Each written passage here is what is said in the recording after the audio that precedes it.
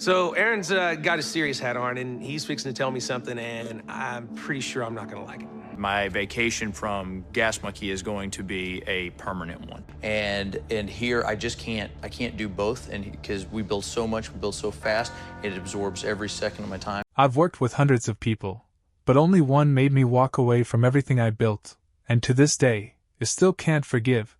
Fans thought they knew the real reason why Aaron Kaufman quietly disappeared from Gas Monkey Garage. Yet, the truth was always hidden just out of sight. For years, Aaron kept that truth to himself and chose to stay silent, while rumors spread. Now, after a long wait, the man who rarely steps into the spotlight has finally decided to reveal why he walked away from the very show that helped shape his name and his legacy. The day Aaron walked away and the silence that followed. The truth behind Aaron Kaufman leaving Gas Monkey Garage began with a quiet shock that felt heavy and unsettling, almost like a warning that something far deeper had been brewing beneath the surface. When Aaron walked away from the show in late 2016, the moment hit fans with a cold and creeping sense of unease because nothing in the show had hinted at trouble. There had been no heated arguments on screen and no clear signs of a split. Even Richard Rawlings admitted that the decision struck him without warning, which made the sudden silence that followed feel even darker and more mysterious. Aaron only described his exit as a need for time away, which he called an extended vacation. But that short explanation did not calm anyone. Instead, it created a silence that grew heavier as days passed without answers. What fans didn't realize was that the silence wasn't avoidance. It was preparation. During this hidden period, Aaron returned to work without cameras watching him. He picked up tools and focused only on the machines in front of him. This return to quiet labor allowed him to breathe again. It allowed him to remember what it felt like to create something without pressure. That private return to the basics began to reveal early pieces of the truth that he would share many years later. At that time, Aaron was not ready to speak openly about what pushed him away. He needed this silence to understand what had happened to him and what he wanted next. Because whatever pushed him away hadn't started in 2016. It had been building for years. This period of quiet work did not only signal the end of one chapter. It also created a doorway that led back to the very beginning. That beginning held the original spark of the story, the place where everything first took shape and the place Aaron would eventually need to visit to explain why he had to walk away in the first place. The unexpected star who never asked for fame. Before fame changed his life forever, Aaron worked in a small Dallas shop that felt plain and quiet. It was the kind of place where real talent hides in the shadows until someone sharp enough stops and notices it. That person was Richard Rawlings. Richard saw something in Aaron that seemed almost unsettling because it did not make sense on the surface. Aaron worked with a level of focus and accuracy that looked effortless, as if his mind and hands already knew the answer before the problem even appeared. When Richard brought him into Gas Monkey Garage, neither of them understood that they were stepping into a partnership that would later grip viewers in a way neither had imagined. When Fast and Loud first appeared on television in 2012, the world was not prepared for Aaron. He did not run toward the camera. He did not push himself into the center of the frame. Aaron did not try to charm or hype the audience. He simply worked. And yet viewers were pulled toward him with surprising force.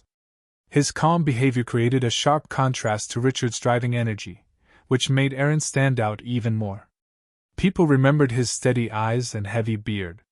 They noticed the way he transformed tired and ruined metal into clean and powerful machines. His presence created balance inside the noise of the show, and fans clung to that balance because it felt real. Old and broken cars that had been forgotten by nearly everyone suddenly came back to life under his hands. Rusted Volkswagen buses, exhausted Mustangs, and worn-out Scouts rose again with a kind of rough beauty that only came from someone who deeply cared about every inch of the work. Richard often held the spotlight, but fans were not fooled by the shine. They watched him let the finished product speak louder than anything he could ever say. Through that simple and honest approach, viewers claimed him as the force that grounded the chaos of the shop. But the very thing that made Aaron essential would eventually make the environment unbearable. Yet during those early seasons, he remained consistent. He stayed steady.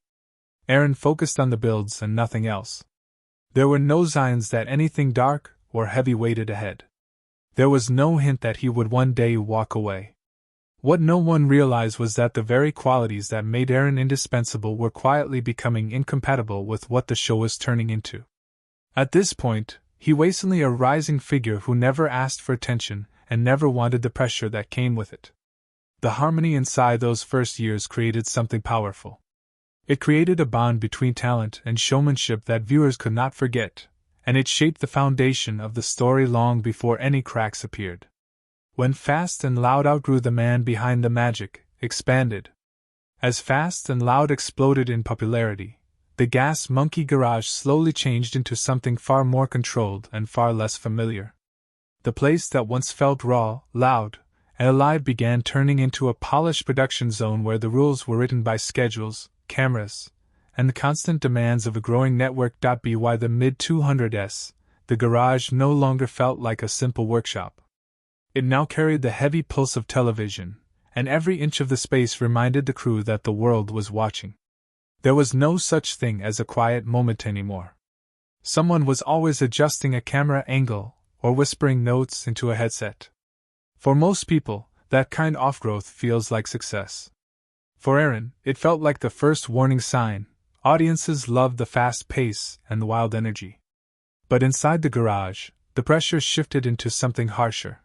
Projects that should have required months of slow and careful work were forced into tight and unforgiving timelines so episodes could air on schedule.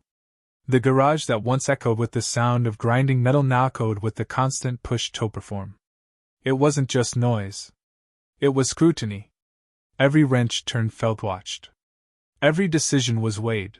Drama became part of the environment. Sometimes it was real tension between tired people. Sometimes it was encouraged because it made good television. Either way, the atmosphere changed. The raw messiness that once made the shop feel alive now had to be filtered and shaped, leaving behind something that felt staged even when it wasn't. And for someone who measured success in millimeters, that shift came at a cost. The cost wasn't visible on screen, but it was already shaping the decision he hadn't yet admitted to himself. Aaron carried the pressure on his shoulders without complaining. He kept his voice steady. He kept his temper low. He kept his focus buried in the work even when the intensity stripped away the natural rhythm he once found comfort in. Aaron did not reveal how the constant rush pressed against his love for the craft. He did not show how the cameras altered the meaning of the builds he once saw as personal. At this point, there were still no clear signs of the inner conflict that would later push him out. The only visible change was the uncomfortable friction between the speed-off television and the slower, truer pace-off authentic work. What people missed was how the job that once felt like a sanctuary was becoming. The only visible change was the uncomfortable friction between the speed-off television and the slower, truer pace-off authentic work. What people missed was how the job that once felt like a sanctuary was becoming something he had to brace himself for each morning. From that point on, every season became less about building cars and more about surviving the pace. Even under this mounting strain, Aaron continued to steady the show. Fans tuned in to see him transform ruined machines into something powerful again. They trusted his eye, his hands, and his vision. The more the spotlight grew, the more he pushed through, determined to protect the integrity of the builds. There were nights when he stayed long after filming ended, quietly adjusting small details the cameras would never notice, but they mattered only to him. It was his way of preserving the soul of the work in a place that was rapidly losing its own, but Fast and Loud kept expanding. It grew in size and weight. It grew in influence and expectations. Each new season widened the gap between the raw magic of the early years and the increasingly demanding machine the show had become. The shift was gradual but constant, and it placed strain on everyone involved. New faces appeared in the shop, some who understood the craft and others who understood only the show. The divide between the two worlds deepened, and once that divide existed, someone was always going to fall through it. These changes did not create a crisis on their own, but they formed the unstable ground for what came next. The larger the franchise became, the clearer it became that the people behind the show were beginning to move toward very different paths. Two men, one vision, until the vision changed. What no one saw on camera was that this balance was already starting to fracture. The contrast between Richard Rawlings and Aaron Kaufman had always been the driving force that kept Fast and Loud alive. Richard lived for attention. Hell of noise, speed, and the thrill of being watched. He pulled energy from the chaos around him and pushed the show forward with loud confidence. Aaron lived in a completely different world. He found strength in quiet moments and absolute focus. He cared about the craft itself and about the honest work that came from hours of patience. Together, they created a powerful combination that viewers could not look away from. Richard brought the world to the door, and Aaron delivered the work that made the world stay. Their partnership wasn't just chemistry, it was balance. One thrived in the storm. The other found purpose in the calm at its center. As long as the show stayed balanced, that difference worked. One seat tipped, it became impossible to ignore. As the show grew larger and heavier, their visions slowly began moving apart. Richard embraced every new opportunity with excitement. More cameras, more events, more exposure. He was built for entertainment, and he leaned deeper into that life. As the show expanded, Aaron felt a different pull. He wanted bigger engineering challenges that demanded time and careful planning. He wanted to push the craft far beyond what the fast pace of television allowed. He needed projects that tested skill instead of speed. His dreams were not small. They were simply slower, rooted in precision, depth, and respect for the process. These differences did not explode into arguments. They grew quietly in the background like a heavy tension that Noon wanted to name. They were professional differences shaped by two men changing in ways they could not stop. By 2015 and into 2016, those differences became harder to ignore. Aaron pushed for builds that dug deeper into engineering and experimentation. The show demanded fast results that could fit neatly into a weekly schedule. The clash between the two needs created a pressure that never really went away. There were conversations where they tried to bridge the gap, but neither man could change what drove him. The shop floor became a crossroads neither intended to create. By then, the question wasn't whether something would give. It was how long Aaron could keep absorbing the pressure alone. From that point on, staying no longer meant surviving. It meant surrendering something essential. Fans did not see slow shift. They only saw the friendly banter and the small hints of tension that looked normal on camera. They saw completed cars that looked clean and powerful. They did not see the strain that came from pushing complicated projects into tight timelines. Inside the shop, the rhythm changed dramatically. What once felt balanced began to feel unstable. The partnership that had once worked so well no longer moved in sync. The crew sensed it.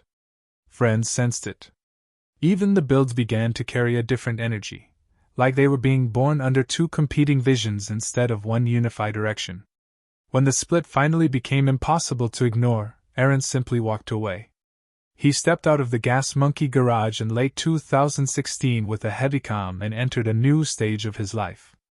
Aaron made the choice to rebuild himself on his own terms, far from the cameras and the pressure that had slowly drained the work he once loved, rebuilding himself through arc-light fabrication.